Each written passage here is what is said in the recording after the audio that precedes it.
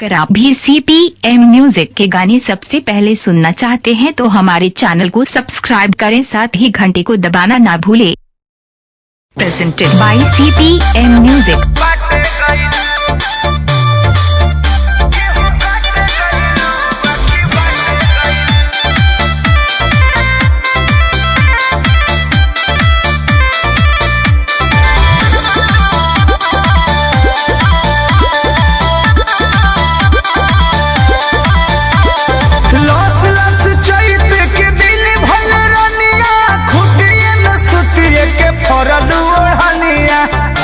काहे हो हाँ लस लस चैत के दिन भले रनिया खुटिए में सुतिए के फरलू ओढ़निया हतनी से सटनी के चाट गइलू गेहूं काटे गइलू बाकी बाटे गइलू गेहूं काटे गइलू बाकी बाटे गइलू गेहूं काटे गइलू बाकी बाटे गइलू गेहूं काटे गइलू बाकी बाटे गइलू।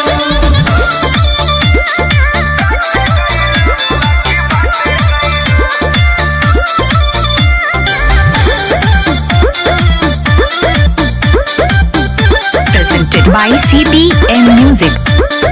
घाम लागल चांपत हो गइलू सावर कहवा जवानिया तू कइलू निछावर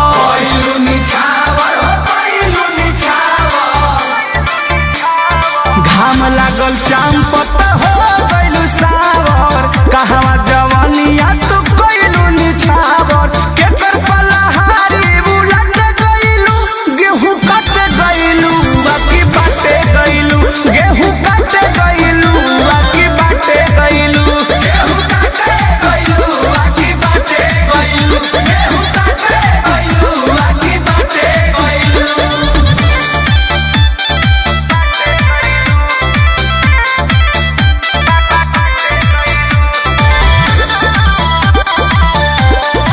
Presented by CPM म्यूजिक।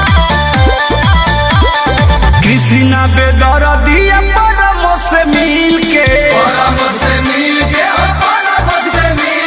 साफ कइले बारू खरिहानी पूरा छील के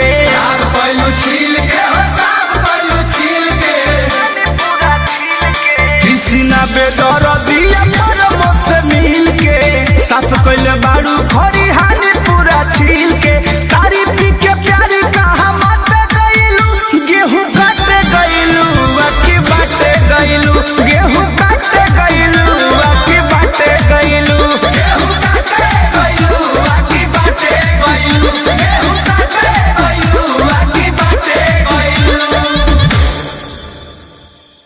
गेहूं काटे गइलू बाकी बाटे गइलू गेहूं काटे गइलू बाकी बाटे गइलू। Presented by CPM music.